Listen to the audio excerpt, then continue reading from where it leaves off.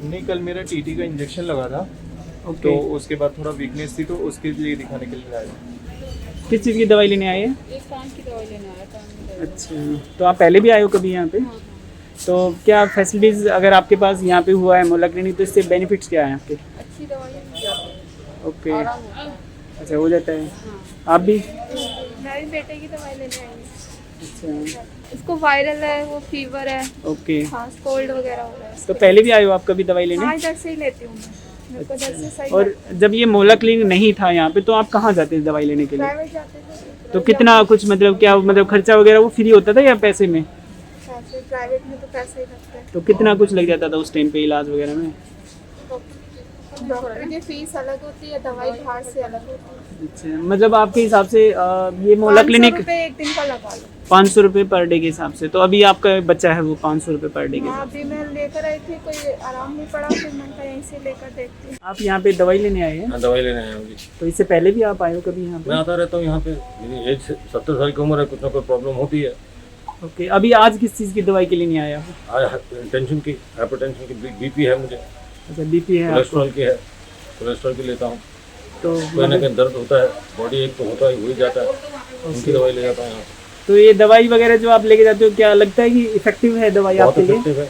क्योंकि लोग बोलते हैं कि सरकारी हॉस्पिटलों में जो दवाइयाँ मिलती है वो इतनी अच्छी नहीं होती सरकारी है। दवाई की बात दूसरी, यहाँ जितनी आती है कंपनी से डायरेक्ट आती है। ये जेन्युइन दवाई है, इनका इफेक्ट बहुत बढ़िया है। मैं तभी यहाँ से लेता हूँ। आप रहते कहाँ पे हो? रहता मैं B4 ब्लॉक सब बैंक में हूँ। मेरी दुकान मार्केट में भी क्लिनिक के सामने है।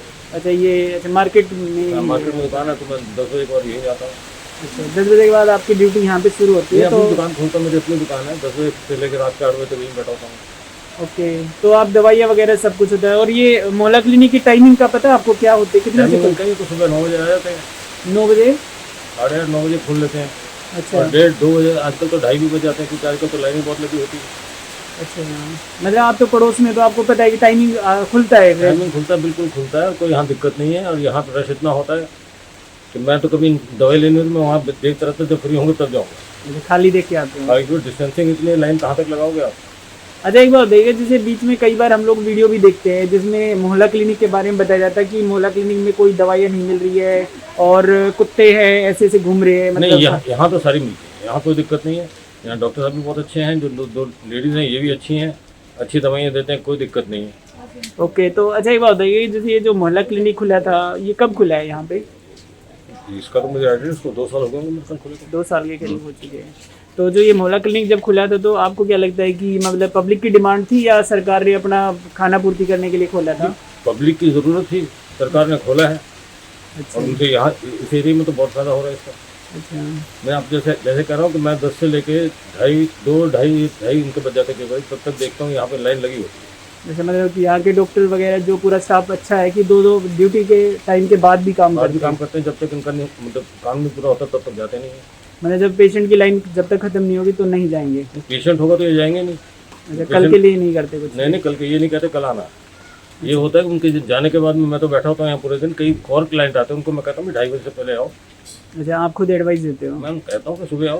मैं तो कई को कहता हूँ यहाँ की दवाई इतनी अच्छी है कि दिक्कत ही कोई नहीं। Okay. मेरे दुकान के लड़के भी यहाँ से दवाई उनको दिलाता हूँ। हम्म। सबको फायदा हो रहा है, दवाई बहुत बढ़िया आती है यहाँ पे। अच्छा, अभी अगर जैसे आप ये यहाँ पे अर्जुन नगर है ना, ये तो अर्जुन नगर में आप रहते हो, तो आपको क्या लगता है कि यहाँ के जो विधायक हैं या जो निगम पार्षद हैं कैसा काम कर रहे हैं यहाँ के? मैं उनके काम के बारे में जानता नहीं, अच्छे कर रहे होंगे जो कि यहाँ चल रहा है सब कुछ। नहीं, आपके यहाँ की रोड सड़कें या यहाँ आपको? ठीक ही हैं, बीच में तो खराब भी हुई हैं। बारिश में तो काफ़ी सड़कें खराब हो जाती हैं, अर्जुन नगर की खराब हो रही हैं। अच्छा, खराब है वो सर? तो नॉर्मल है, क्योंकि बारिश होती है तो कुछ ना कुछ नुकसान आता ही है। ओके, इस बार बरसात भी बहुत हुई है। ठीक है सर, धन्यवाद जी। तो आपका नीचे वाला बीपी थोड़ा हाई है, ऊपर वाला तो आपका ठीक है। 140/100 आ रहा है नीचे वाला, तो वो इसलिए आ रहा है कि आपने दवाई मिस कर दी, ठीक है ना। तो आप ये ले लो टैबलेट एम्लोडिप्रीन।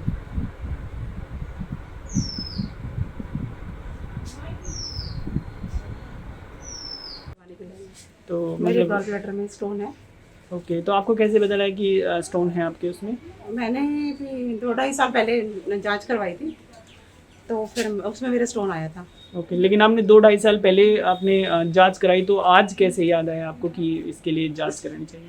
अभी वो फिर स्टोन उसके 6 महीने बाद करवाना पड़ता है ना, तो मैंने प्राइवेट में, मेरा काफ़ी खर्चा होता था, मेरे पास इतने पैसे की तंगी है, तो फिर यहाँ मुझे किसी ने बताया था कि भाई वहाँ पर फ्री में करवा देते हैं वो, तो इसलिए फिर मैंने यहाँ पर इसलिए आई थी।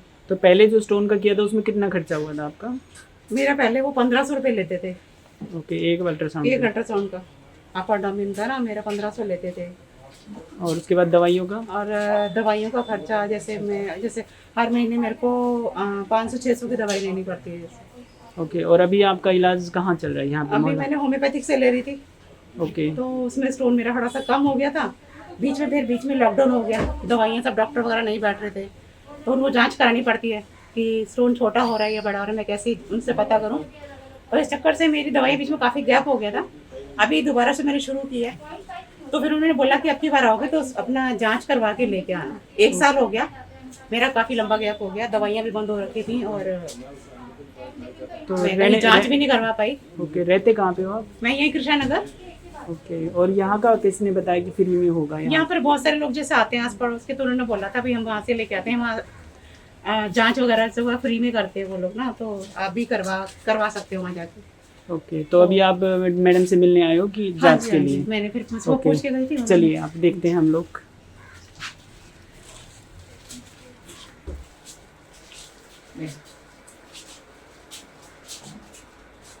कब से हो रहा है आपको दर्द जो होता है? दर्द तो मुझे नहीं होता, बस ये कि वो स्टोन है, मुझे पता लग गया कि पड़ा है, मैंने यहाँ शोल्डर वगैरह में भी नहीं होता? नहीं, कुछ नहीं होता। अच्छा, तो ये और आपको थोड़ी ना, इसमें जैसे कोई हैवी खाना खा लेती हूँ तो थोड़ा गैस वगैरह हो जाती है। हाँ, तो एक तो ऑयल बंद कर दो, बिल्कुल रिफाइंड ऑयल बिल्कुल बंद कर दो, ठीक है। No refined oil. और आपका ये पूरा अल्ट्रासाउंड लिख दिया है मैंने, तो लीवर का, गॉल ब्लैडर का, स्टोन्स का सारा ना, किडनी वगैरह सब चीज़ का देखने के लिए। ठीक है, तो आपको पता है कहाँ कराना है? नहीं, ये तो मुझे नहीं पता। तो यहाँ पर है ग्रीन पार्क में जो गुरुद्वारा है ना, हाँ, जो मेन रोड पे जो गुरुद्वारा है, जी। उसके पहले जो रोड जाती है वहीं पे आप फोकस करके है। अच्छा, नाम सुना है मैंने, हाँ देखा। हाँ, तो आप जब जाओगे गुरुद्वारे की साइड यहाँ से, तो रास्ते में फोकस करेगा लेफ्ट साइड में, ठीक है। तो आप वहाँ पे चले जाओ, तो वहाँ पे आपका फ्री हो जाएगा, लेकिन आपको सुबह ज़रा जल्दी जाना पड़ेगा क्योंकि भीड़ हो जाती है। ठीक। तो आप 8 बजे तक पहुँच जाओ वहाँ पर, ठीक। और खाली पेट चले जाओगे तो ज़्यादा अच्छा रहेगा, क्योंकि पित्त की थैली सुपड़ जाती है अगर आप खाना खा लोगी तो।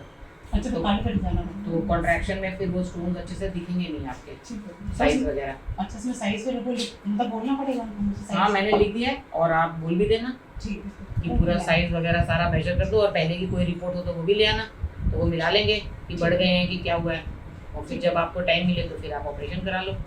ठीक है ना। और अगर आप वैसे तो अगर रिफाइंड ऑयल वगैरह नहीं खाओगी तो आप कोरोना के बाद भी करा सकती हो। नहीं, जैसे आप पराठा, समोसा, कचौरी, इस टाइप का कोई बाहर का भुजिया मिक्सचर ये सब खाओगे तो आपको घबराहट और दर्द हो सकती है। ठीक है ना। तो ये आप करा लो, ये भर दिया है सारा फॉर्म आपके लिए, है ना। ये आपका वो फॉर्म है, और ये आपकी स्लिप है, और ये आपके आईडी प्रूफ हैं। तो आप ये वहाँ पे सारे आपको दिखाने पड़ेंगे, तो जल्दी चले जाना आप 8 बजे तक। ठीक है, ओके, थैंक यू। नमस्ते। अच्छा मैम, एक बात देखिए, जैसे आपके यहाँ पे मोहल्ला क्लिनिक को शायद 1 साल से ज़्यादा हो चुका है यहाँ पे। जनवरी 2020 में खुला था जी। और तो तब से लेके अब तक कितने आपको लगता है पेशेंट्स वगैरह का क्या मतलब जो क्या लगता है कि पेशेंट बढ़े हैं कितने?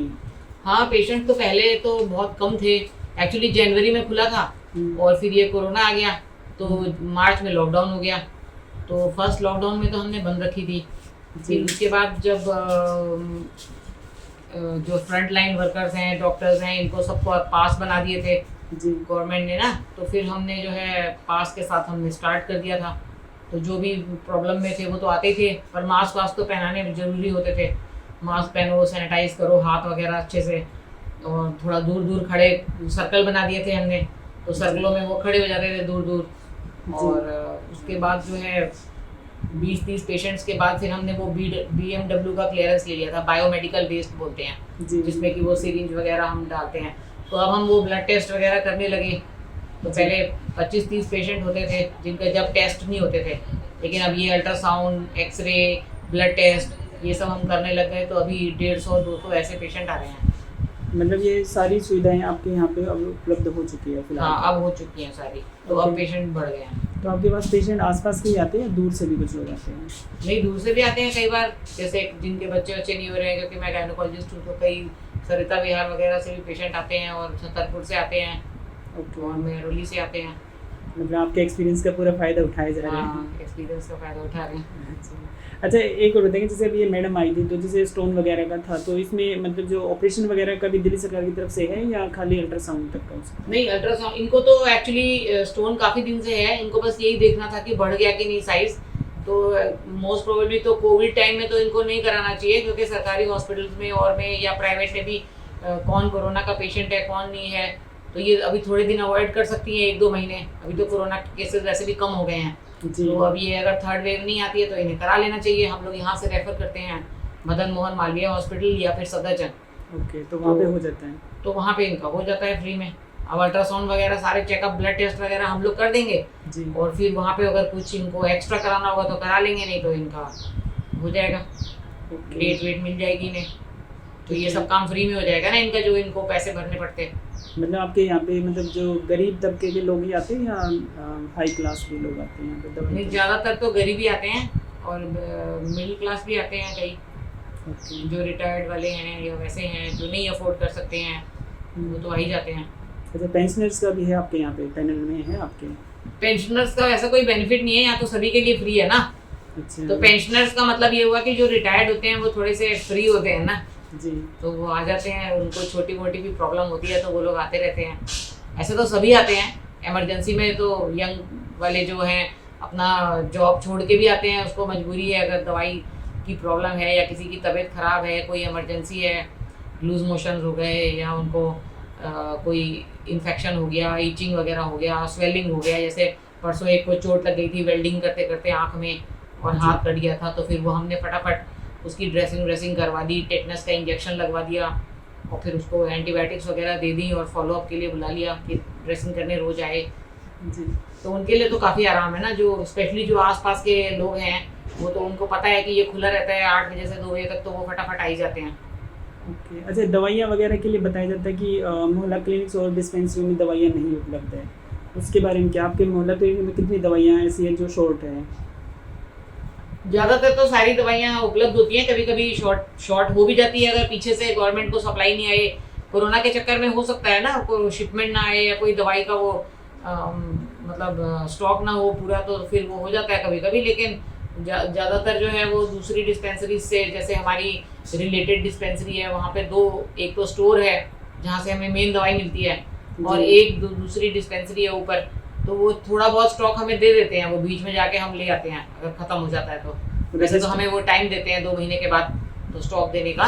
जो डिस्ट्रिक्ट स्टोर से जो आपका बना है, इमरजेंसी जो दवाइयाँ हैं हमें जो ख़त्म हो जाती है वो हमें फिर वो थोड़ा बहुत अवेलेबल हो जाता है, क्योंकि 2 महीने के पहले ही स्टॉक खत्म हो जाता है। कई बार पेशेंट ज़्यादा आ जाते हैं जी, तो फिर उसमें हमें जो है ना, वैसे टाइम हर डिस्पेंसरी का डेट होता है दवाई मिलने का, तो फिर वो अगर पहले ख़त्म हो जाता है तो हमको जो हमारी लिंक्ड डिस्पेंसरी है वहाँ की दूसरी जो छोटी डिस्पेंसरी है वहाँ से हमें इमरजेंसी की दवाइयाँ सब मिल जाती हैं, तो हम लोग ले आते हैं। ऐसा कुछ प्रॉब्लम होता नहीं है खास, सब अवेलेबल है। और जो चीज़ हम स्पेशली जो मेरी स्पेशलिटी की दवाइयाँ हैं जैसे हार्मोन्स हैं और हैं, तो हम लोग लिख के दे दिया है ऑलरेडी, तो वो भी वो बोल रहे हैं कि हम अवेलेबल कराएंगे।